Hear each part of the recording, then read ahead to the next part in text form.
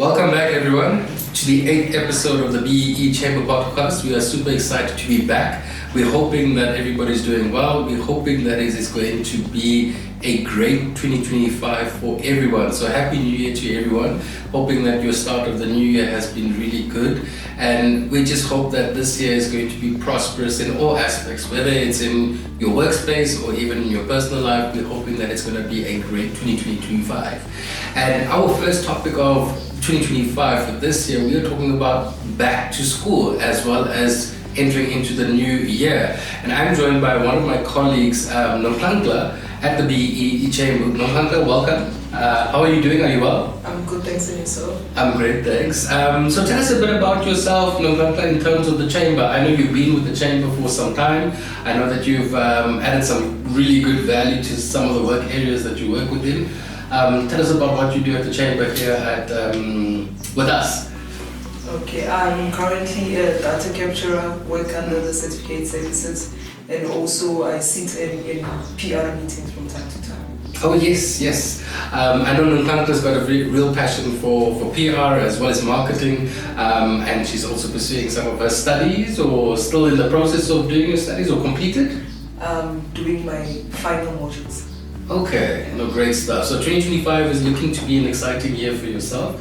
Hoping you all the best for your studies as well as what you're going to be achieving in that space. But yeah, we're talking about back to school, and when we start off a new year, we always try to look at what have we achieved in the previous year and what are we planning for the new year. Nomhlankla, from your perspective, what do you think is happening in our country right now? We've gone through quite a bit, especially coming out of an election year, now moving into a new year of 2025. What do you expect for South Africa in 2025? What are your thoughts? I'd say my thoughts for 2025, it's looking great because the matric pass rate was great. So we'll be looking at a lot of people going to university. So I think it's looking pretty great. No, great stuff. And speaking of matric and pass rate, there's been a lot happening this last couple of weeks with matriculants receiving their results and also seeing what's the next step for them. And you now mentioned a topic of bursaries and studying.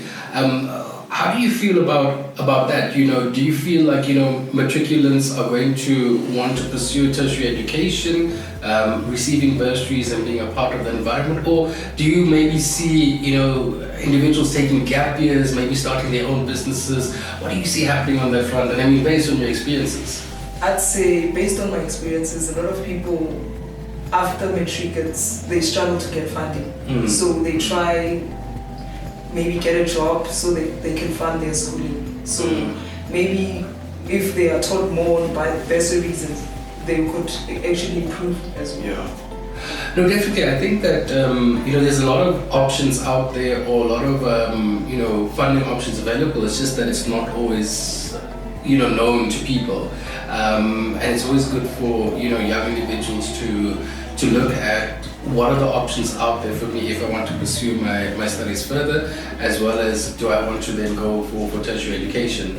I know some of the colleagues at the BEE Chamber also look at sharing messages, sharing platforms. Dimp, our social media manager, also shares quite a lot of opportunities out there that just show students that there are sort of funding options available. You just need to be aware of them. So do you think that, from your experiences, that studies are the only way to go after matric? Do you feel like there's other options available? I would say there are other options. You can also start your own business. You can also upskill yourself via the internet. You can search for something you like and then pursue that as well. Yeah, exactly that. I mean, there's different paths for different individuals. Some do want to follow that tertiary education path, or even start their own business, or even have your own gap year to reflect on what needs to take place in the future. I know it's not the easiest decision to make, especially when you're not sure which path should I actually take and what should I actually do. It always becomes a bit difficult making those decisions.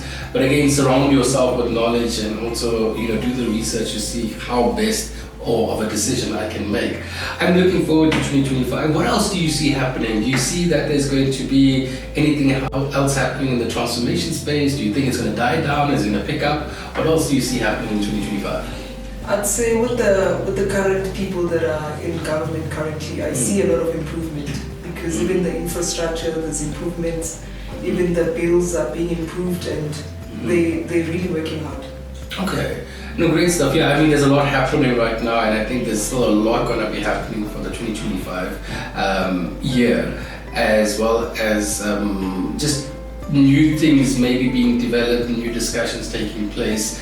As well as just on the transformation front, we've seen a few things happening in our space. One specifically, and I want to hear your thoughts on this as well, just as being a person just watching the space from an outside perspective. There has been talks about setting up an ESD fund, so Enterprise and Supply Development Fund, to assist small-owned businesses in respect of growing their business in some form. What do you think, or what are your thoughts about a fund, especially managed by the Department of Trade, Industry and Competition, or an institution underneath the Department of Trade and Industry and Competition, such as the National Empowerment Fund? What do you think about those types of structures? Do you think it will add value to South Africa? I feel if properly applied, it would add value, and we get the people that will actually make sure that the funds actually go to the relevant people. Yeah, shoot, Nomhlanga, you've touched on something where, we always have this skepticism.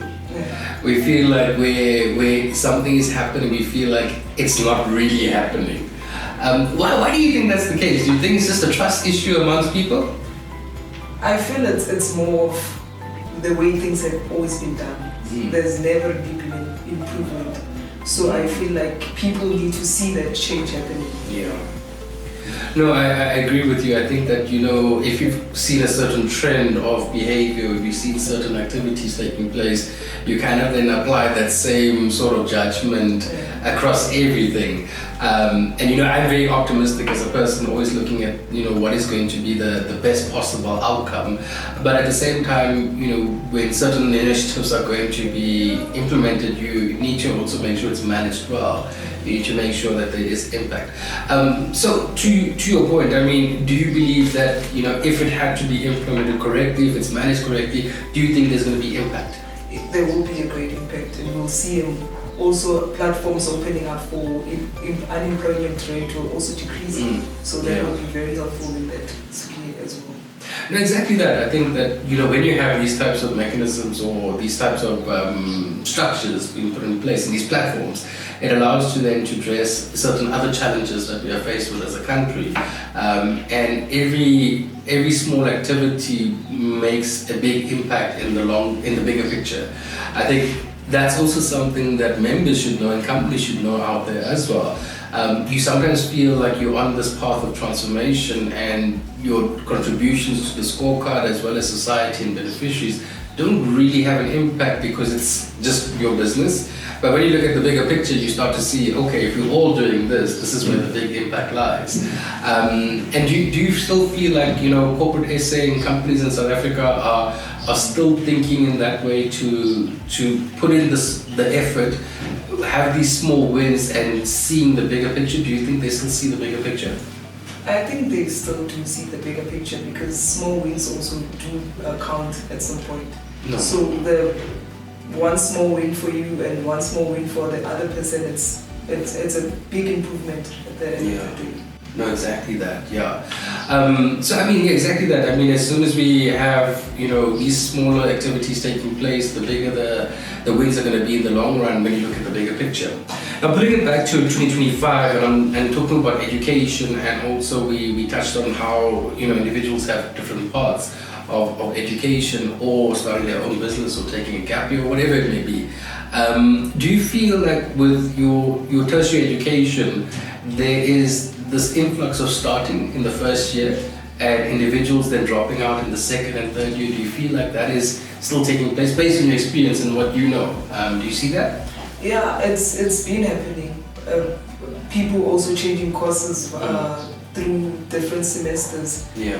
I feel like most of the time it's because of you probably unsure of what you want to study, and once you're in there, you find out that this is not really the fit for me. So it's still happening. Yeah.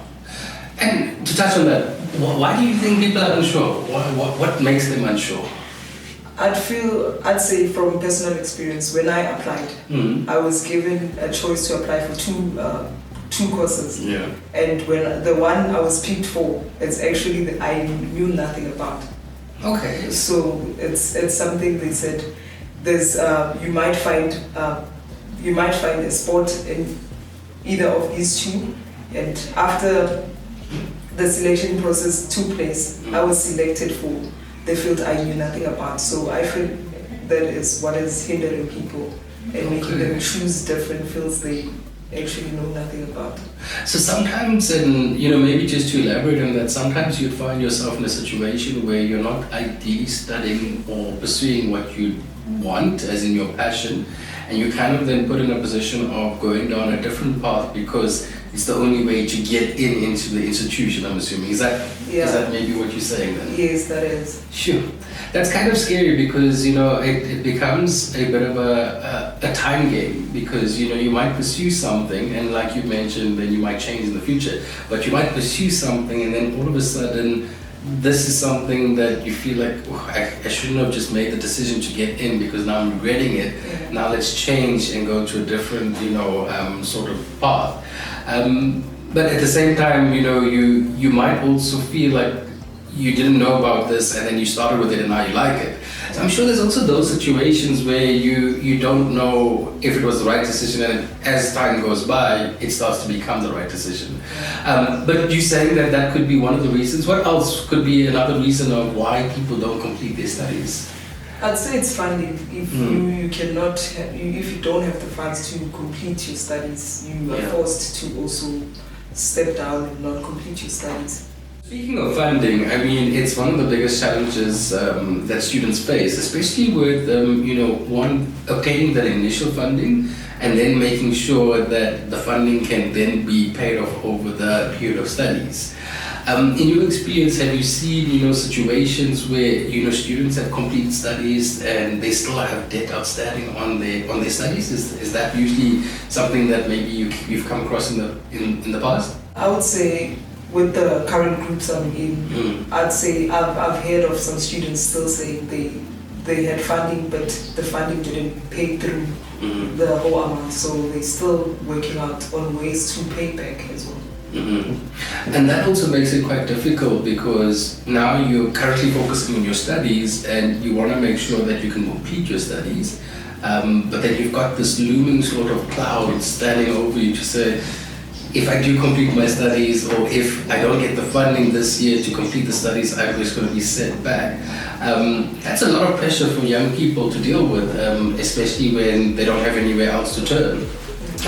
What are some of the solutions you think that we could, possibly advise young people on, or even, share with young people, to deal with those types of situations? I feel like platforms such as this podcast are also helpful, but like you shared that the marketing, the social media manager here shares information on the different routes you can navigate with studies and funding and so forth. So I feel with this information, a lot of companies chipping in, it would be quite helpful. Yeah, information is actually quite critical. You don't know what you don't know, and I think that's something that I said a lot in 2024 because of the way that I've also learned in certain areas within my space, and I wouldn't have known this if I didn't ask the questions or if I didn't research it and try to find out what's happening in this space. So I mean, I appeal to young people as well, to actually just do the research and find those options because it's not always going to be there. You're going to have to dig a bit deeper. And also I appeal to corporate SA and members and companies out there to start putting yourself out there where there are options for young people or just generally options in just general options, just share it out there on different platforms.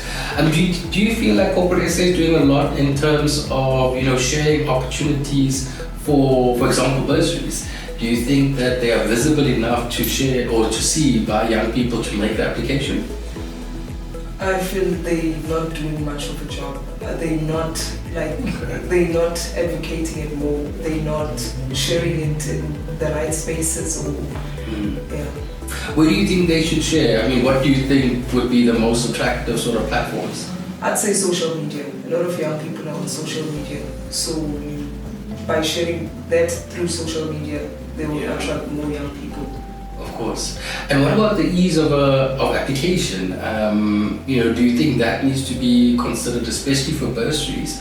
Do you think that sometimes it's a lengthy process and people give up halfway through the process because of all the documents required? Do you think that should be looked into as well?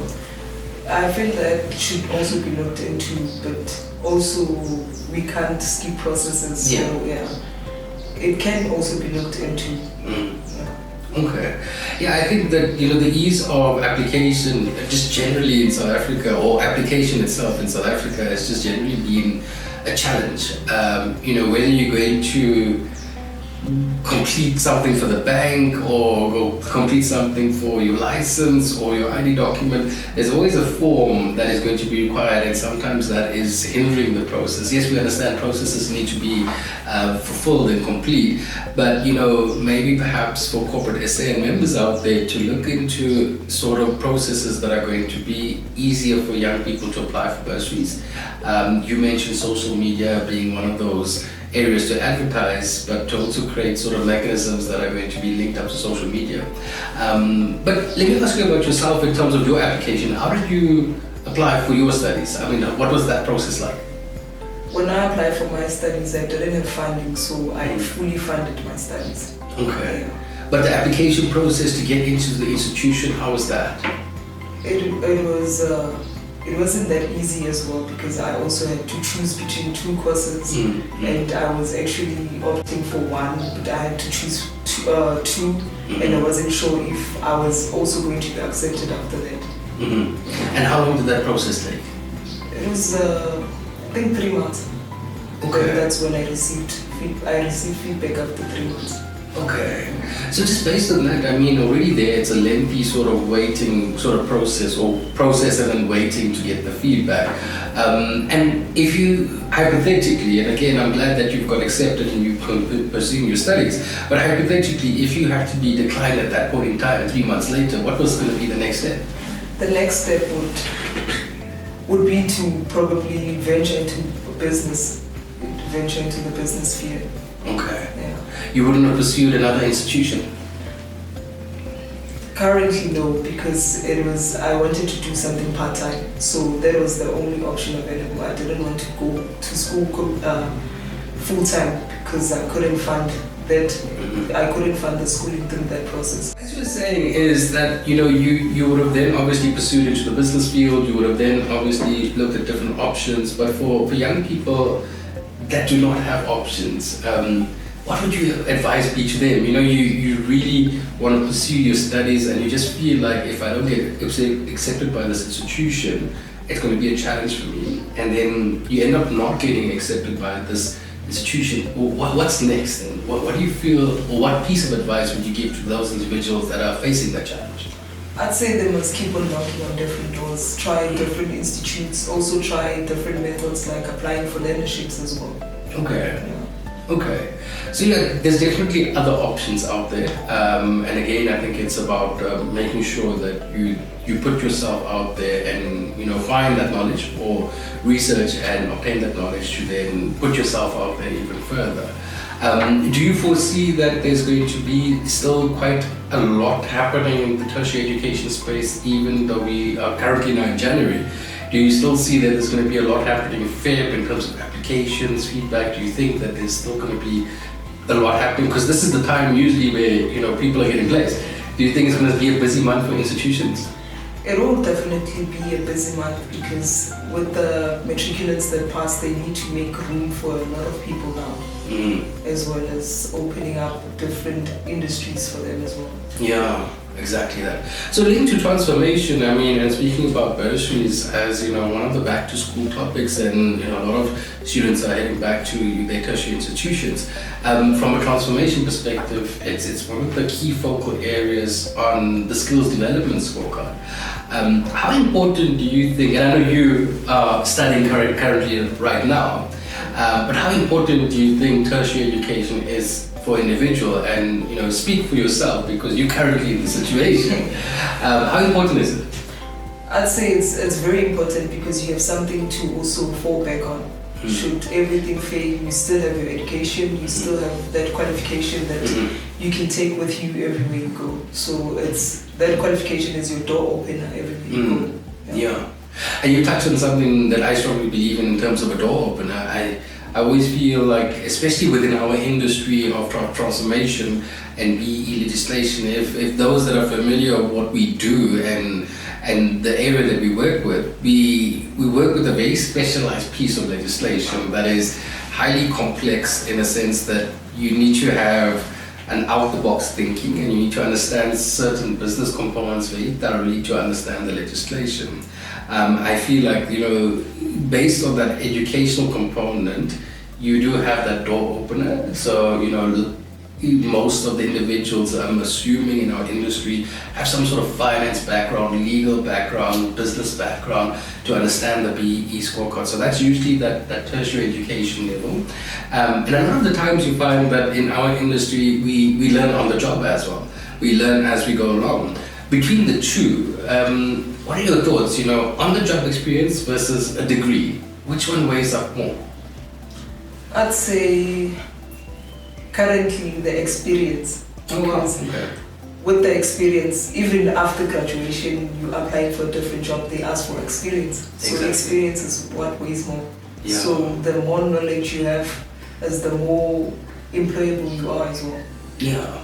In one of our previous episodes, we kind of touched on this topic about, the educational side of an individual, as in the tertiary education or the degree, diploma or certificate, versus then the experience that the person has that will bring to the workplace. There's a lot of things that that you're not going to learn within the degree space, but it gives you the foundation phase. It gives you that understanding. I mean, even with myself, there are certain concepts that I learned through tertiary education that I still apply today, but I've learned a lot more on the job experience. And we also spoke in one of the previous episodes about this topic of softer skills, which is about dealing with people and understanding certain things about the workplace and the environment. And in that session, if I recall, one of the topics that came up was, just the general sort of punctuality. Those types of things you learn on the experience and on the job. It teaches you about how to work with other people, how to manage different situations, how are you going to be attending work, and those things that you can only learn on the job versus it would not be taught within a degree, diploma or certificate. So between the two, you say currently now, you've got your on-the-job experience becoming, quite important, yes. But you also agree that the qualification is somewhat important as well. Yeah, it is important. I feel like applying both of them is also a room for growth as well for you, because when you incorporate what you learn as well as the experience, you go further. Yeah, 100%. I think the two need to synergize, need to speak to each other, apply what you've learned from the tertiary education to then the workplace, to then amplify yourself as an individual and just grow. That's really important to individuals, but they should be aware of what's going to be happening through their tertiary education. They should know. So lastly, you mentioned also, talking about learnerships and also internships and apprenticeship programs. We spoke about even, starting off your own business and things like that. How easy do you think it is to start your own business in South Africa right now? Do you think it's a real task? Yeah, it is a real task. With some businesses, you don't even require to have money. It could be a skill you have, like washing people's techies. That's you offering a service. That's you coming up with ideas on how to make money. So I feel like whatever skill you apply, whatever you're good at, you could be making money on that as well. Do you think young people and individuals leverage off their skills enough? They don't. I think they look down upon them. Okay. Yeah. All right. That's very interesting. I mean, you know, some people do have the skills, but they don't, you know, use those skills to do certain things. And they've got maybe a passion in a certain area, but they don't pursue that passion, and they'd rather wait for something else to come up that is more structured, like a job that is going to be a 9 to 5 or 8 to 5 job that is a bit more structured. Do you think that's also maybe speaking to the type of information they have access to? Maybe the motivation. You know, they're not really, you know, seeing that motivation coming through from their peers or family members or friends to say, pursue this. Do you think that's maybe one of the challenges of why they don't pursue? I feel like support also is ways more important. If you don't have like the proper support, it hinders you from moving in different spheres, because you also have your fear, so you're not fully committed to whatever skill you have. Yeah, that's definitely true. I think a lot of individuals be very fearful to take that leap of faith and start something or to pursue a business. I think that's always the biggest challenge. I mean, from my perspective, I mean, you always need to make a calculated decision, an informed decision, weigh up the pros and cons, but also take a bet on yourself. You know, maybe take a risk on yourself, because you know those are the times where you need to then test out what can I possibly be doing. Now, I always strongly believe in you know, failures being a success in progress, meaning that you are going to always want to you know, go through these different challenges, but it's always going to be successful because you're going to achieve like success all over through these failures. So all of these mini failures that you're going to possibly have, you see that as success in the long run. So, Nomthandla, just to start wrapping up on our session today, I want to hear from you any advice that you would like to give young people out there, our members, corporate SA out there. What would you like to share? I'd say they can also do things like school tours. Try push the information through. Send people to different schools. Tell them more about what the corporates do and how they can also apply, how they can also use their services as well. And anything else for young people to look out for in terms of 2025? Any strong messages you want to share? I'd say work on yourself. Yeah. Okay. No, I really appreciate your time for today. You've shared some valuable insights about your personal experiences, your tertiary education, and we wish you all the best with that to achieve the results this year for 2025. And also just some insight that you shared about what's happening out there. To our viewers for today, we really thank you for your time, for joining us in our session today. We're also hoping that you would have a great 2025. And my message for 2025 this year is, based on some of the topics we spoke about, is to take a chance on yourself. This year, we're hoping that you would be able to pursue your dreams, pursue your goals. Things don't happen overnight, but to continuously work on them to achieve what you need to achieve is my message for 2025. So thank you very much for joining us in our session today. We wish you all the best for 2025, and we will chat again soon. Thank you.